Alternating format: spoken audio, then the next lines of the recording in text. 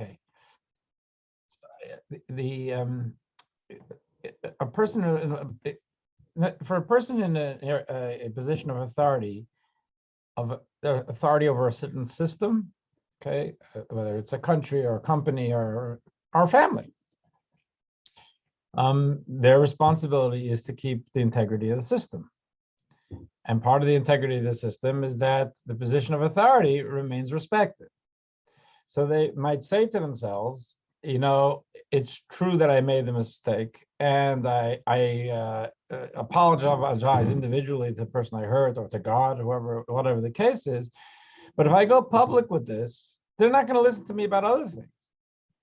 And therefore they could say, for the public welfare, I'm not going to get out there and openly admit my mistake and correct my mistake, because the consequences of that outweigh the benefits of this. Because if a person is a leader of a bunch of people or of a town, of a country, whatever it may be, it's really not to the benefit of the country if the people don't have respect for the leader, because then they're less inclined to play by the rules. So the lesson of the Torah to say that even a person in authority, they specifically have a responsibility to show people how important it is to recognize their own human weakness and to not to be ashamed of a mistake and to learn from a mistake. That is a much more important lesson than the idea of placing themselves, even if they don't articulate it, as being superhuman and above the crowd, and everybody should somehow surrender to them. First of all, doesn't usually work. Second of all, even though there is a really helpful thing to people respecting an authority figure and therefore playing by the rules, that we will forgive that lesson for the sake of honesty if someone makes a mistake. So, so these things are focusing. Yolanda asked the question, but I think it's very relevant to all of us here.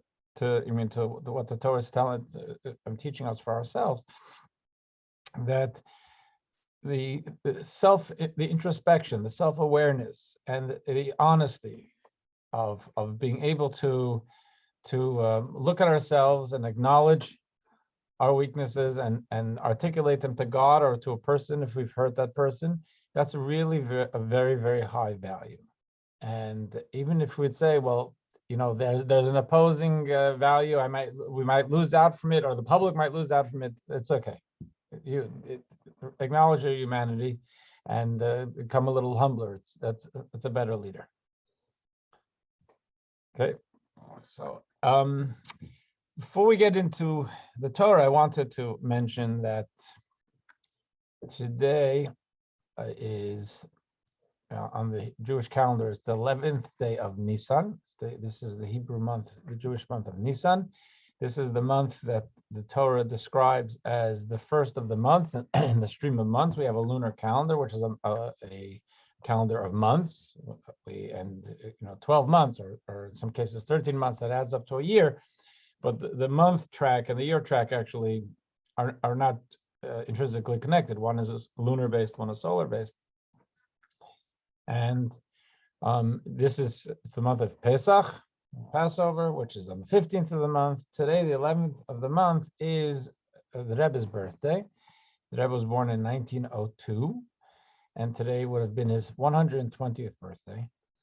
And he passed away at 94. Passed away 28. This would have been, so no, it's 26 years ago. I guess so. But the 94, yeah. So say it again. 28. 28. Yeah. So, but he was 120. The 1990. Oh no, not I think 1994. Right. Yeah. 94 years old. It's 28 years from that. Yeah, right. So, and even though I think in normal thinking, I guess in conventional Western thinking, someone's birthday is kind of done once they're dead. When we speak about people of stature, and in general, not only people of stature, we believe in the soul, and the soul it persists.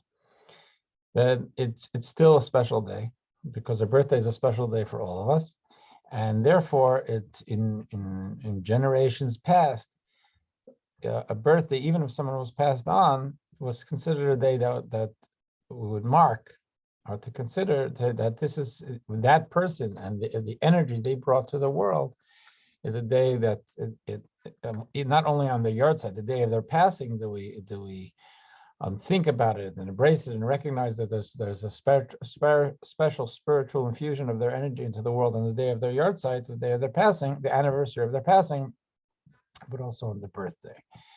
So today is the Rebbe's 120th birthday, and he was born in Ukraine in 1902, and I think we're getting together as friends, but the reason we know each other is because in Chabad philosophy, Malki and I decided to pick ourselves up and move to a place called Basking Ridge, as central New Jersey. And the reason we did that is we had no idea what wonderful people we were going to meet. So, in hindsight, it sounds like a no-brainer to move here. But why did we come here to begin with? Because we were in search of wonderful people. We were in search of diamonds. And this is something that the Rebbe really instilled, and he stood for his entire life. If you can see behind me, there's a picture of the Rebbe on the wall. You're not going to see it too well, but maybe you do. But that picture was on my father's desk, and my father had a home office in our basement in West Orange. So he spent much, the majority of his time he spent in his office in Morristown, but when he would come home, he'd often go down to his office, and that picture was on his desk, and since I was a little kid, I would play under the desk, whatever, and be down there. And that picture was not of the Rebbe I saw, because the Rebbe I saw was already, once I started recognizing the 70s, 80s, and that is the Rebbe in his 40s. Because the Rebbe took over at 47, or took over Chabad in 47, and that's from the first year or two. But as it was, even when in my youth, I can't remember, I can't pinpoint a year, but even in my youth, I had to mentally juggle the idea that I looked at the Rebbe as a person of tremendous empathy and compassion, and how supportive, how much safety and support the adults in my life saw in the Rebbe's guidance, and to my family, and to the extent I understood the community, I saw that too. And in the eyes in that picture, I knew that Rebbe was a very compassionate man. There I saw something more akin to determination, like to push ahead. It's not the same rhythm. It's not contradictory, but it was a different. It evinced something different to me.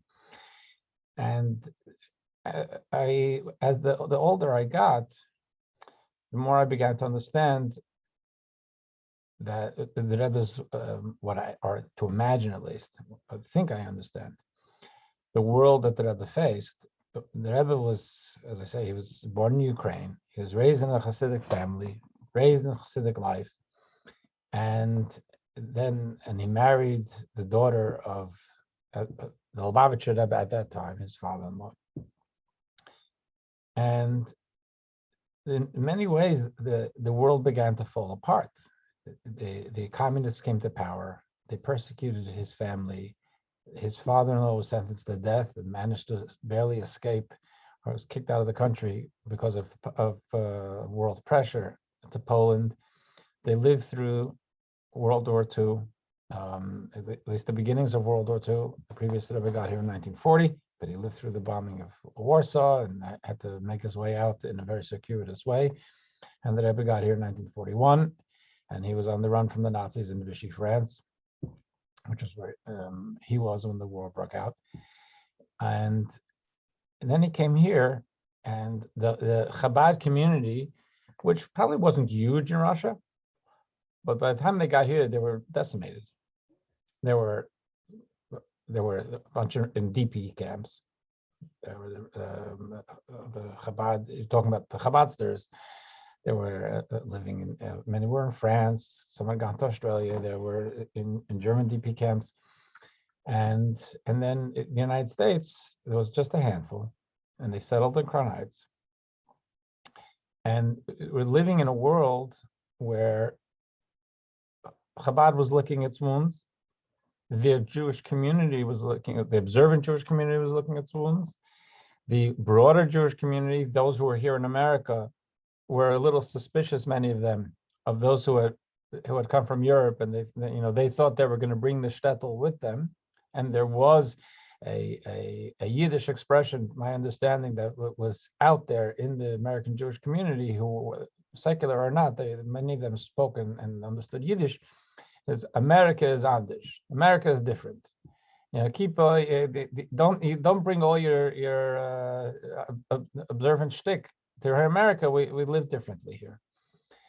And my grandfather grew up in he's also a European, but he came here in the 20s, and he would describe to me, and he wasn't a Chabad person, but he was observant, and how difficult it was to be observant in this country.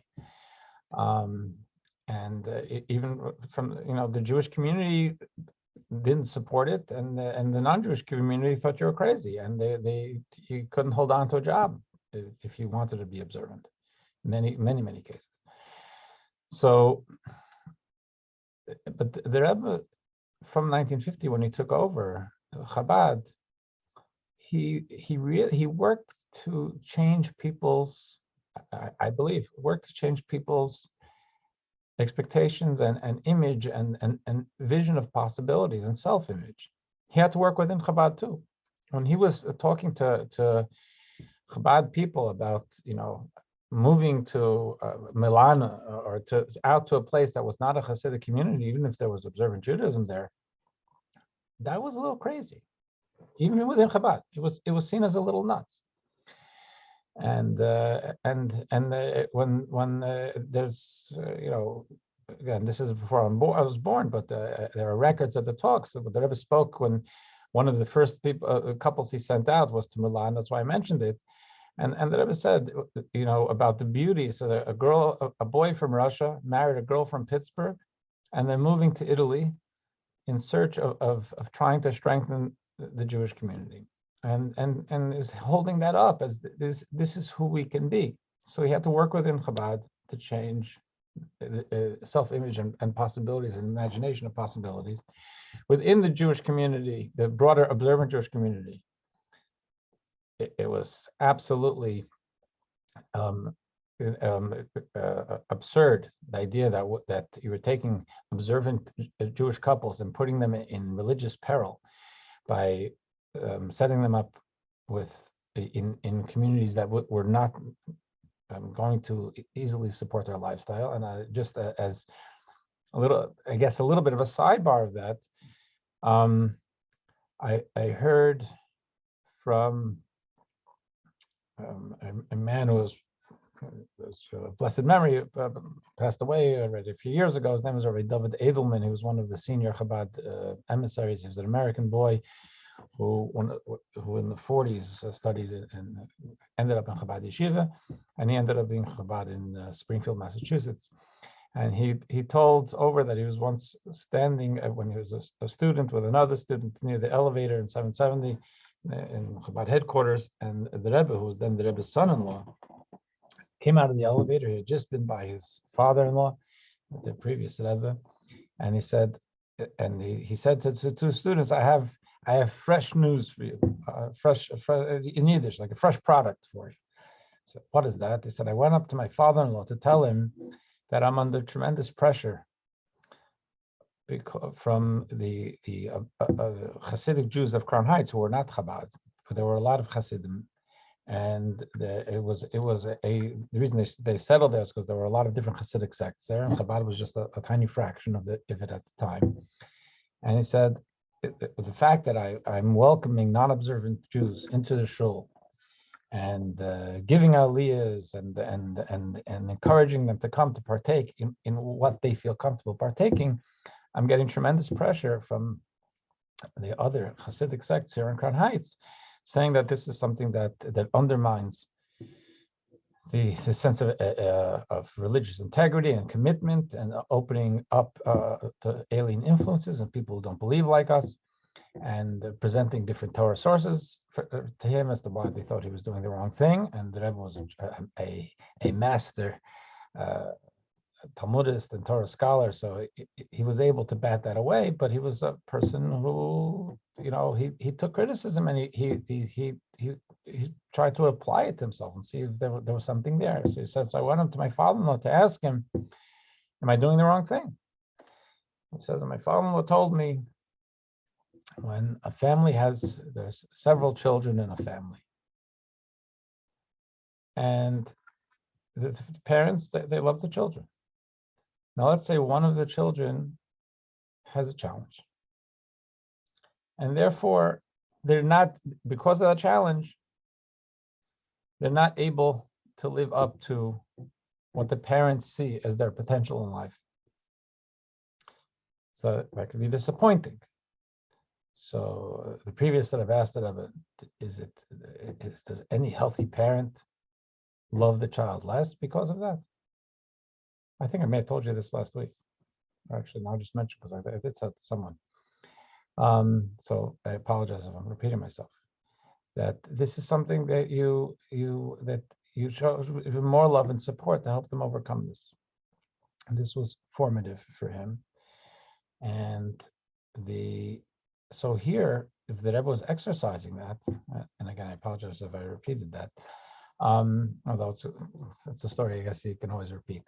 The Rebbe was taking that attitude, and the Rebbe took that attitude and had to push back again, not only against internal Chabad expectations, where people just wanted to after the Holocaust, just try to rebuild their lives. They weren't going to try to change the world. They just wanted to be protected from the world. As long as they're not bothering me, I'm not bothering them, and let's just rebuild our families and rebuild our community. And the Rebbe said that's not good enough. We're here. We need to do something to try to impact the larger world. And then the pushback from the non-observant, from the non-Chabad observant community, and then the non-observant community, who saw this as bizarre, and in the world at large, we can only imagine the pressures, aside from the pressure of inertia, the active pressures, like working against this plan of trying to revolutionize the world. And it's a big phrase, but it's deserved, because that's exactly what he did. He led a rebellion, and he led a revolution, and he was successful. Obviously, it's a work in progress, but he was successful. And the working against the amount of inner strength, to me, I've always seen that in those eyes. That's why I put it up, that picture in the office here, because at times when things seem daunting, you look at those eyes and say that Rebbe didn't let him get him down, because he was doing it for something higher. It wasn't about his tiredness or how things were getting to him. He lived for something higher. And so for the 120 years, and 120 years is a significant, many of you may know, is a significant number in Torah thinking, because Moses lived 120 years, and there's a certain idea we wish each other, until 120, bis 120, and the idea is that there's a certain sense of completion. Moses led a full life. There's a certain fullness, and in the world of Chabad today, this is considered to be it's a day of celebration of 120 years of the Rebbe's life, of really, to me, I'd call it pushing back pushing against status quo and inertia, and expectations are self-image that doesn't do us justice, because we can do better. You see what he accomplished. This is quite an amazing thing that we have 3,500 Chabad centers around the world. I think a little bit over that, and almost 5,000 couples out there, all trying to do what they can. And in the world in which I grew up, the Hasidic world, the non-Chabad Hasidic world, looked askance. And my mother's family is from that world, so I have plenty of uncles, cousins, plenty of family who are Hasidic, non-Chabad, and they did look askance. They weren't insulting, but they looked askance at what we were doing, because it was crazy. And why would you live out out there in Jersey when you can live in Borough Park or Williamsburg or wherever they lived, in a place that had safety, spiritual safety. And today, many of those people recognize that what the Rebbe did in creating a Jewish network for our people all around the world, and it's really it's, again, I can't speak for everybody, but the shift that is undeniable in the non-Chabad Hasidic thinking is there. There's an appreciation and an admiration. I had someone come into my office on a Sunday morning, maybe 5 years ago. He had to bring his wife here to Basking Ridge for a procedure, and while she was with the doctor, he wanted a place to have a coffee and daven, pray. So his mazel, there's Chabad in Basking Ridge, and I was here in my office. I didn't expect him, but he walked in, and we said Shalom Aleichem to each other, got pays and so on. And he said to me in Yiddish, like, "What are you doing in Basking Ridge?" And and I laughed. What's Chabad doing anywhere? And he said to me, the Rebbe had it right. The Rebbe had it right. And I don't know who he was. I don't know. Saying he's a spokesman for them. I don't. If I knew his name, I don't remember it. But if I picked it up then, I don't remember it. But it's irrelevant, because I think that I've met so many people who said the same thing in different ways, and so it's not often that you have someone really revolutionizing Judaism and really in global thinking on a worldwide scale, and something that I bear in mind, and it's something that I wouldn't have had probably. I would have been a little muted about making a statement like this, but when I was growing up, there was a very prominent rabbi in New Jersey. His name is Rabbi Zev Siegel. One of his sons is Nachum Siegel. If any of you are familiar with him, he has a Jewish Moments in the Morning program, Jewish music in the morning. When I went to school in what's now Kushner Academy, when Rabbi Siegel came to school, we had an assembly. He was a really big deal. He was a big deal on a national level. He was not a Chabad person. He was called mainstream Orthodox, maybe a little to the right of modern Orthodox, and but he was a real doer, and he had a very close connection with the Rebbe. And after the Rebbe passed away in 1994, we had a community gathering in West Orange, in the synagogue there, and he spoke. He has since passed on, but one of the things he said was, he says, in the observant Jewish world, there's an expression in Hebrew, it's called a Gadol Hador. Gadol Hador means the great one of the generation. It's actually not a Chabad expression. We don't use it, but out there, if you Google it, you'll find people are called a Gadol Hador. Someone just passed away, Rabbi Kanievsky in Israel passed away a month ago or so. He was called a Gadol Hador, a great Torah genius. So So you're saying in this generation, Gadol Hador. So remember, Rabbi, it was a little surprising and interesting to me to hear Rabbi Siegel say that for history, we will not know Lubavitcher Rebbe as Gadol Hador, the great one of the generation, but he said the Gadol Hadoros, which is plural, the great one of the generations. Saying what the Lubavitcher Rebbe did is remarkable and unique, looking at the span of Jewish history, and that's not. It wasn't an overstatement. I don't know if anyone is able. First of all, the Rebbe had access to different technology and so on. Also, the Maimonides didn't, but the amount of impact and ongoing impact so many years after his passing, and it's just geometrically growing and intensifying. He created something very special, and this is it's a day where we want to soak that in, and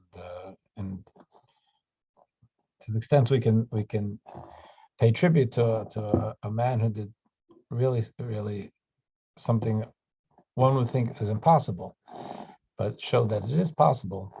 So it's something for us to I guess wrap ourselves in for the day. Okay, so having said that, unless there's any questions. Okay, on 22. So we had previously in the Torah here, we had mentioned a few things.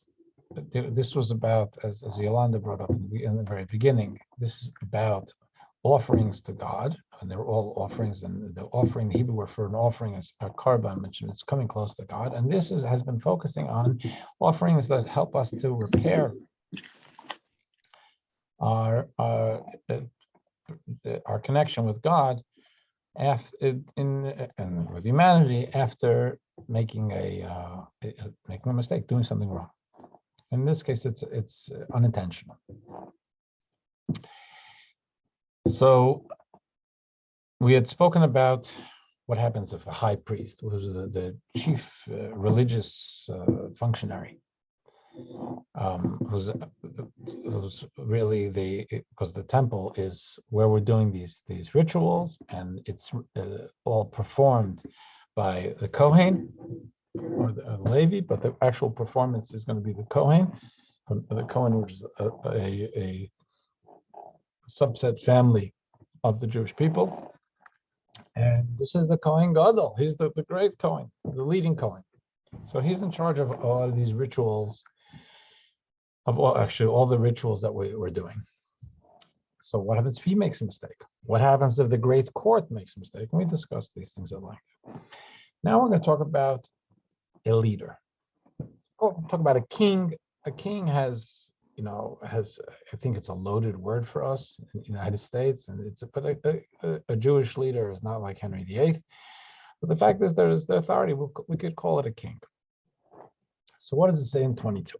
If a leader of Israel sins by unintentionally transgressing any of the passive commandments of God, his God, thereby incurring guilt, then if the sin that he committed is made known to him, he must bring his offering, an unblemished male goat up to a year old, to the entrance of the tent of meeting. So there he has to bring an offering, and he must lean his hand forcefully on the goat's head, slaughtered in the place where he slaughters scent offerings, meaning on the north side of the altar before God, within the precincts of the courtyard of the tabernacle.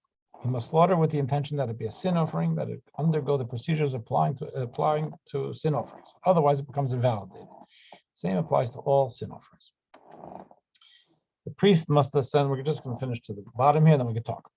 Priest must ascend the ramp of the altar, take some of the blood of the sin offering with his finger, and place it on the four protrusions of the altar used for scent offerings. If, however, he applies the blood only one of the protrusions, the sacrifice is still valid after the fact. He must then descend the ramp and pour the rest of his blood onto the south side of the base of the altar used for scent offerings.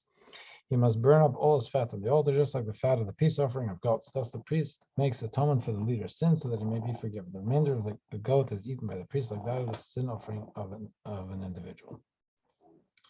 In contrast to the special sin offering of the high priest, which, as stated above, will only impress the people with the importance of seeking atonement for their sins. Okay, so here there's the sin offering, and we have the procedure, which we've spoken about at different times. But now we want to compare it to the sin offerings we've brought up before. We're talking about leadership, making mistakes, and owning up to their mistakes. But there's difference here. And let's read it here. I don't know if it's going to be so clear on what they're trying to say. I'm going to try to unpack it a little bit. In contrast to the special sin offering of the high priest, which I stated above, will only impress the people with the importance of seeking atonement for their sins. Since the concept of atonement is the essence of the priesthood, a special sin offering for the leader will impress the people with the necessity to guard themselves from sinning in the first place. For his function is to lead the people and govern them properly. I'm not criticizing the way they wrote it, but I don't think it's going to bring out exactly what they're trying to say. Again, I know what they're trying to say because I see the footnote. So what they're quoting from. One of the things, this is in the Hebrew, and since we're not Hebrew speakers, I'm not going to get too into it. The language that introduces this this verse of 22 is odd.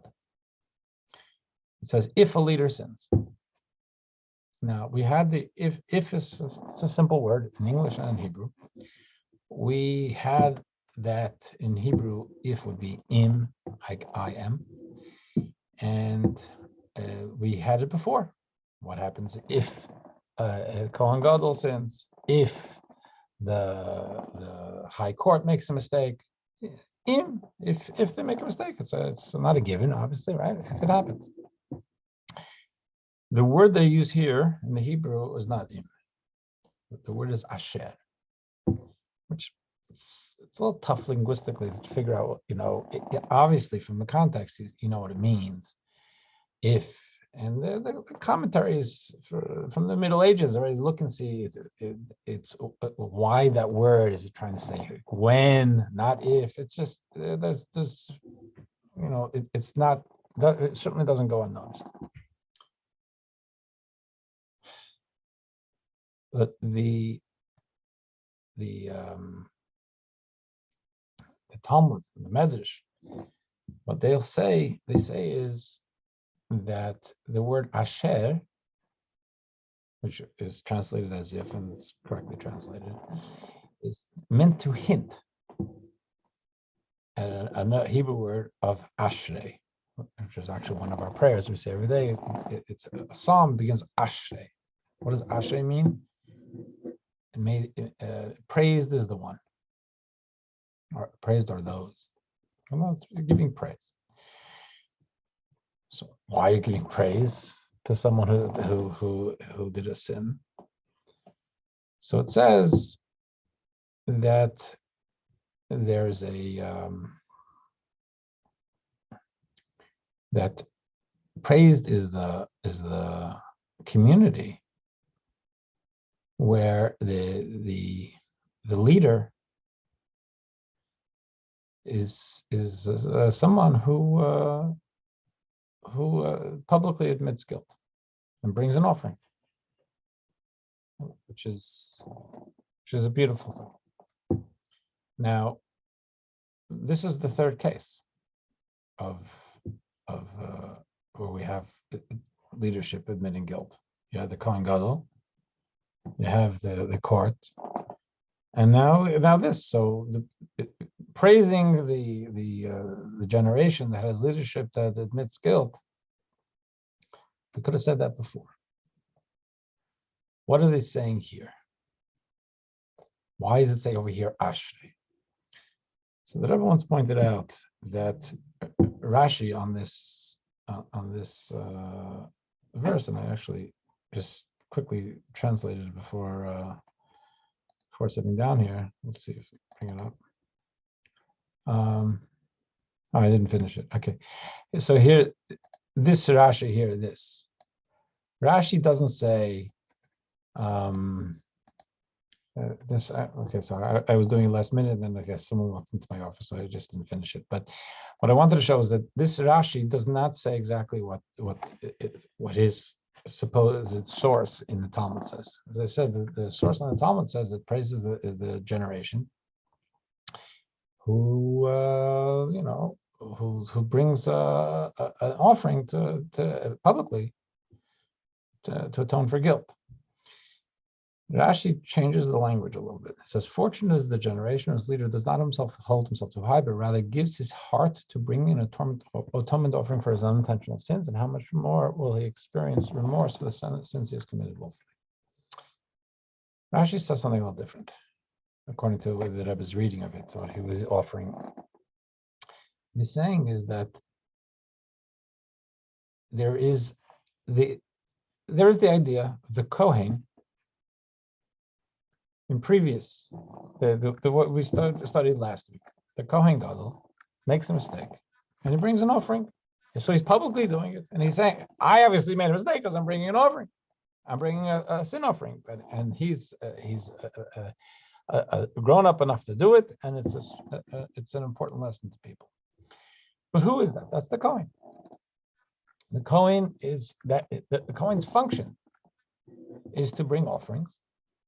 And therefore, people see, yes, he did something wrong, and therefore he's bringing an offering, it's an important lesson. This is a little different. Here we're saying that we're pointing out something else that could be by the Kohen, but it's a lesson that's much more pronounced when it's not a Kohen, just a leader. The leader is not publicly dealing with offerings.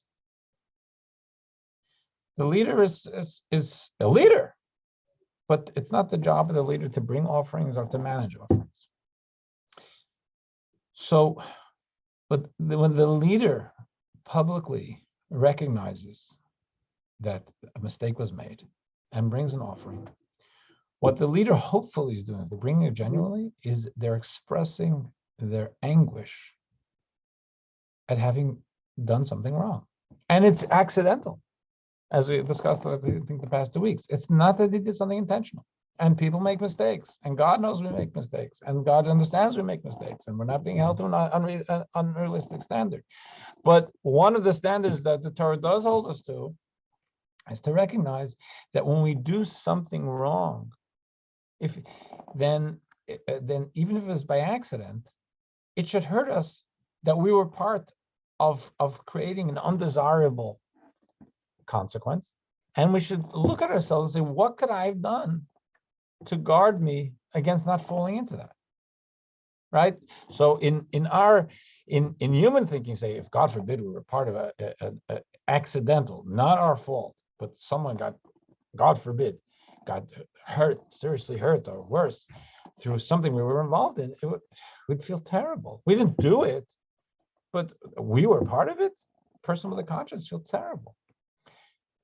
If we were part of, accidentally eating treif, it's probably not as instinctively as tragic because, okay. So I'll ask God forgiveness.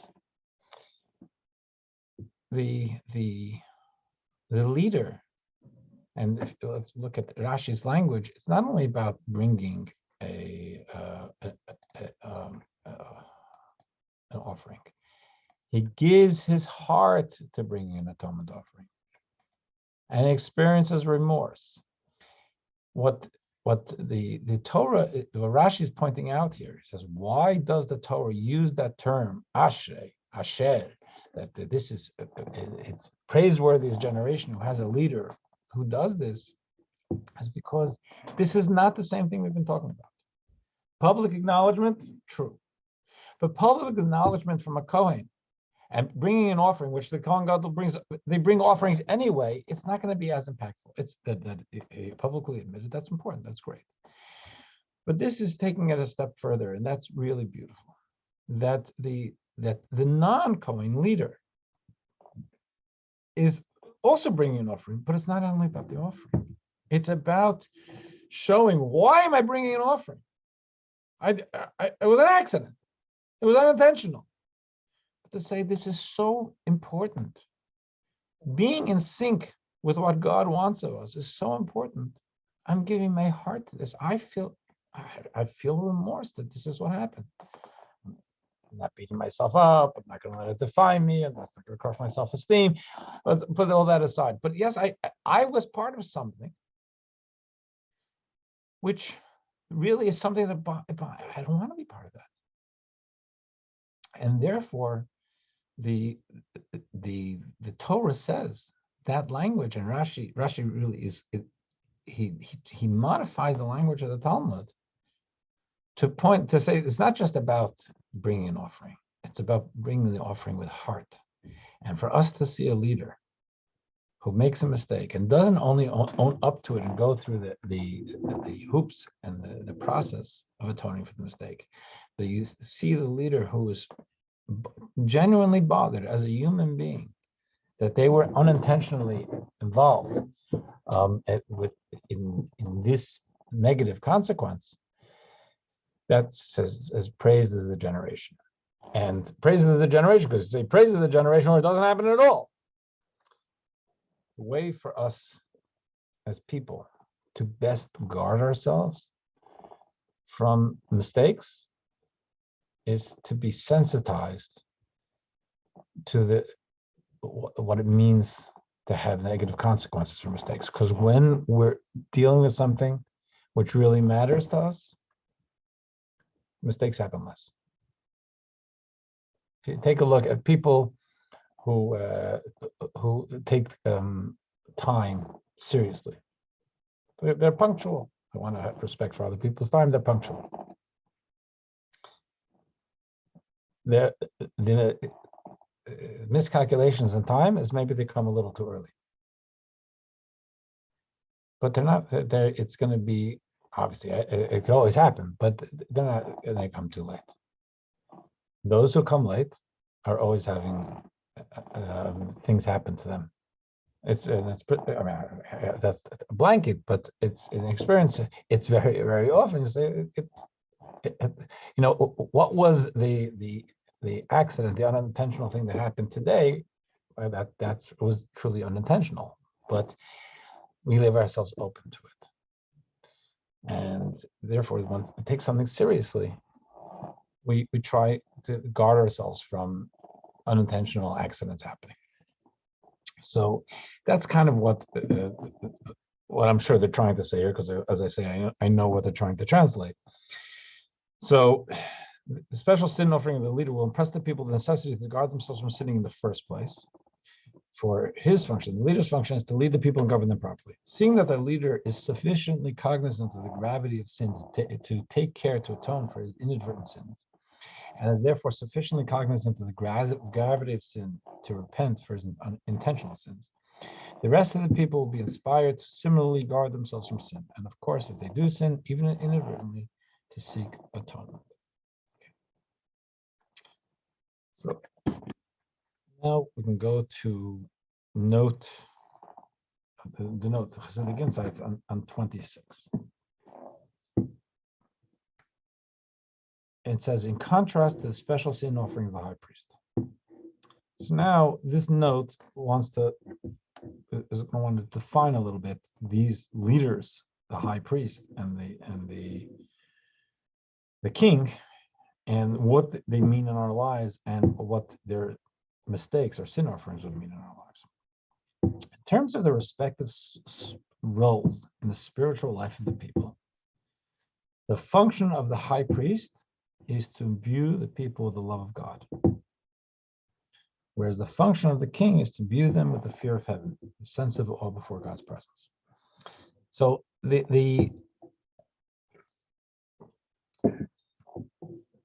in a way,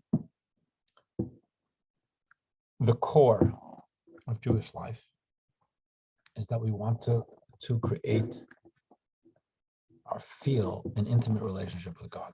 We want to be close. God always wants to be close with us, but it's a question of where we are emotionally. Are we open to it? Are we inspired to achieve it?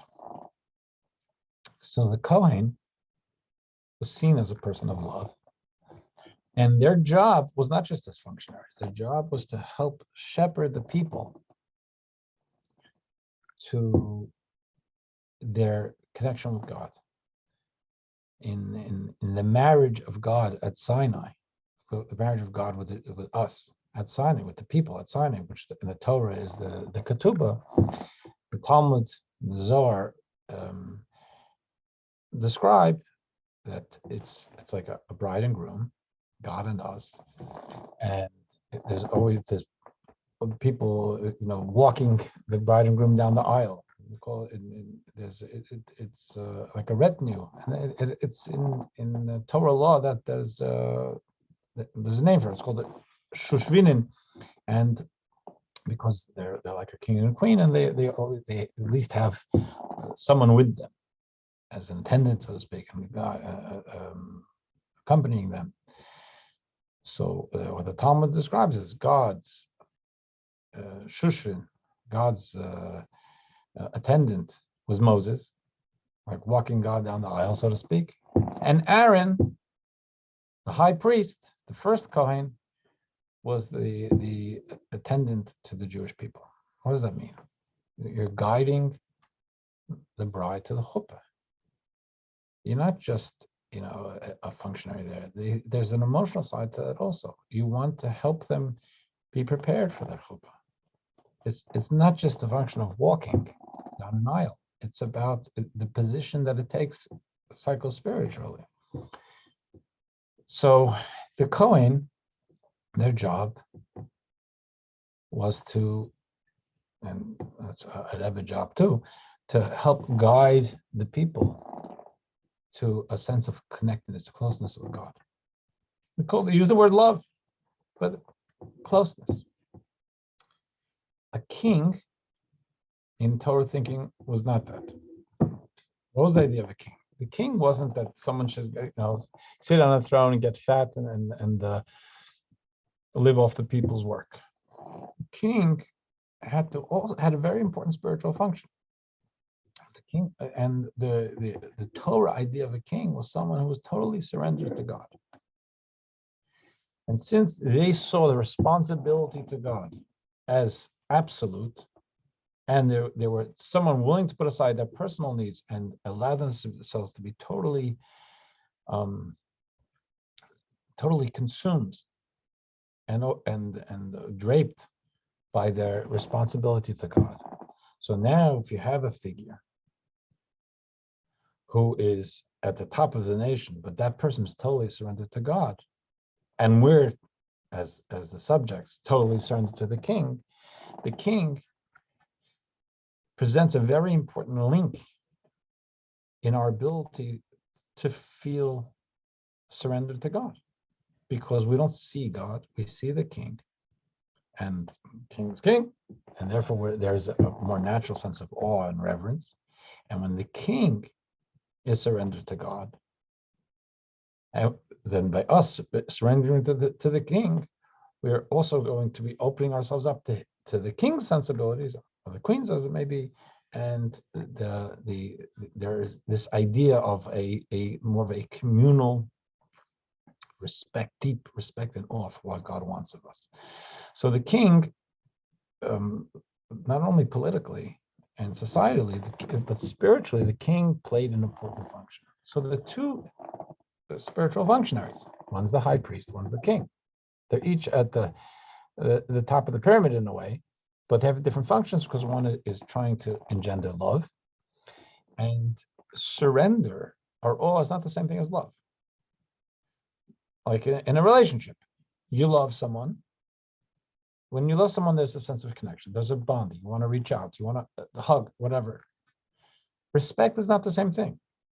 Respect is deeply important, but respect is recognizing that before I reach out to hug, I got to think, what does that person want? Is it the right moment? So respect in more concrete terms, love has us embracing, and respect or awe has us a little shrinking back. I'm not talking about fear. I'm talking about respect. If you see an awesome, venerable figure who you've heard about all your life, and now you're in their presence, it's the instinct isn't to go hug them, but we're overwhelmed by their presence. We pull back, and we're glad to be there. It's wonderful, and we respect them. But it's not, my heart surging to go hug them, but to pull back. And those are two wings, so to speak, in our approach to God. The love. And so if I love, I go do things for God.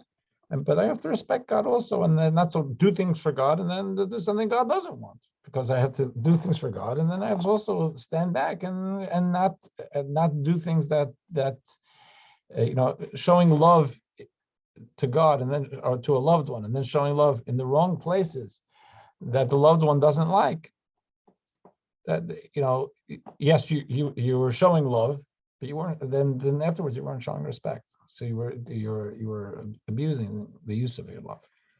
So here we say that the function of the high priest is to imbue the people with the love of God, and the king is to imbue them with I don't like the word fear, but okay, it's very common. I'm not going to fight City Hall on this, but it means a respect for heaven, a sense of awe before God's presence. Since love is an expansive, inclusive emotion, the love of God does not necessarily shrink our ego. It can even enhance our ego by focusing on how much we love God. Love is not necessarily an ego decimator.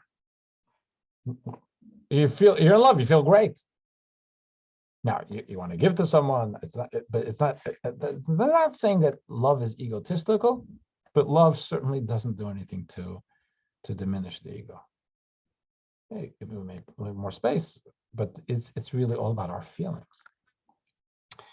Therefore, loving God, no matter how intensely, cannot guarantee that we will not inadvertently sin. If we're buoyant and we love God and we're doing things, yes, and we're feeling good, but then a little later on, we love something else. We want something else. It's a different muscle we need to exercise than love, to try to get into a place of disciplining ourselves not to do the wrong thing. It's not love, it's respect. See, God doesn't want, I want to do it, but my loved one doesn't want this, I have to stand back. It can only guarantee that if we do sin, we will regret it so deeply that we will not hesitate to seek up atonement because we lost someone. Oh my gosh, I'm sorry, I hurt you. Love itself is not the only engine. We need twin engines. The nature of fear, in contrast, and again, I don't like fear because fear, to me, it denotes fear of punishment, and that's not what we're talking about, is opposite to that love. Fear is a constrictive emotion. It focuses on the immensity of the thing before us, shriveling our sense of self into a sliver of what it was previously. I think it's a little overstated because it sounds a little negative, but the idea is that when you're in the presence of greatness, and I've been, thinking about being in the presence of the Rebbe, you lose. It's hard to even speak because there's an overwhelming sense. There's a loss of sense of self. When I see someone I love, I don't lose myself. My heart jumps. It brings me to life. Two different things. And here, for the idea of maintaining a sense of the respect we need to stay away from doing the wrong thing, that's the king's job.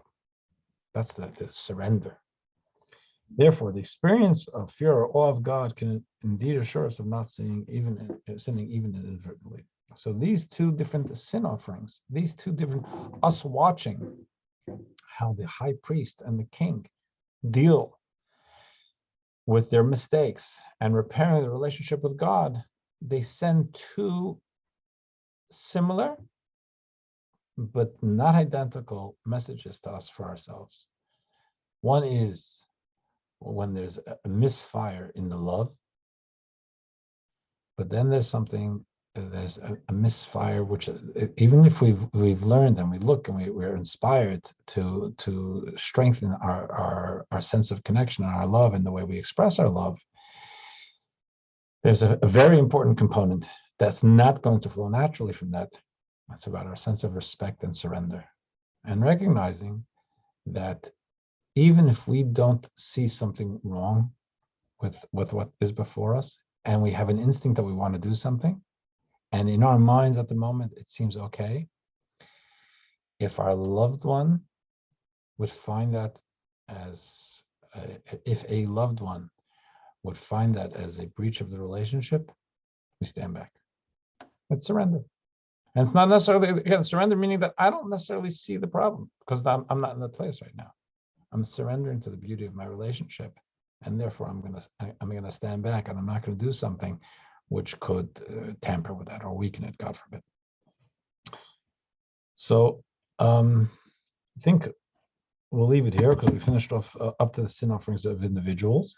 If there are any questions, that is totally fine. If not, Thank you, Mendy, for that. I'm sorry. Thank you for that. It was a good, Okay. very appropriate. Welcome, and I trust that I didn't take too much of our time for the speaking about that of his birthday. It's important, and I think we know each other well enough to say that it may not be in our text, but it's an element we should be recognizing, the Judaism we live. I enjoyed it very much, Rabbi. Thank you. Thank you. I just want to add Me as well. I don't know who was at the event last night that Chabad put on for the Rebbe's birthday, sorry, but Okay. Mendy, your 10 minutes, whatever, was Yeah. very interesting. I mean, it was all very good, but Yeah. the thing that actually stood out to me was that I realized that Chabad is so good at also playing making his recordings available, that when I'm reading something that's quoting him, I can kind of hear his voice in my head while I'm reading it, That's which cool. is really nice. Yeah. And it's so wonderful that there are recordings, and it just adds another dimension that, to my understanding a little bit. Something, Debbie, thanks for sharing that, because the recordings are obviously in Yiddish, so I'm never sure about how people deal with that just with the English subtitles. It's nice to hear. And what I mentioned last night, what I find just beautiful is those, and you can find them all online, the Here's My Story, people's testimony about in their personal lives. Just so many people who you wouldn't know they had anything to do with it other, but and I almost every Shabbos when I see it out here and I read it, I get it online. Actually, I get it in an email also. Maybe we should be sending it out in an email. It's very touching to me, because the Rebbe was a person of very active in macro, always thinking big, always thinking globally, being consulted globally. And he cared so much about individuals who, in the normal calculus, there was nothing to get from them.